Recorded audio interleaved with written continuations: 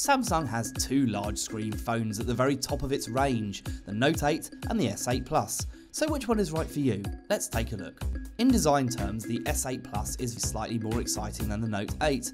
There's not much between them, and of course you may prefer one over the other. The one clear point to make about the Note is that it's much heavier than the S8 Plus. It's 195 grams to the S8 Plus's 173. But design is probably the least important thing here. Let's take a look under the hood. First up, there's the specs. The Note 8 has a slightly larger screen at 6.3 inches to the S8 Plus's 6.2. A small difference, and the screen resolution itself is the same at 2960 by 1440 on both. You'd struggle to tell them apart in the flesh, and both support HDR10 for high dynamic range video content, for example Netflix shows and some movies. Both phones have the same processor running at the same speed. The Note 8 has 6 gigs of RAM, and the S8 Plus has either 4 or 6 gigs of RAM depending on which device you buy. Get the 64 gig one and you'll get 4 gigs, and the 128 gig one comes with 6 gigs. That's a little bit confusing for some people. Don't worry though, 4 gigs is more than enough, with 6 being a nice bonus. Both phones are waterproof up to IP68, which gives 1.5 meters of submersion for up to 30 minutes. Handy if you like to have your phone in the bathroom with you. But how do these two phones differ from each other? Well, the S8 Plus doesn't have the Note 8 stylus.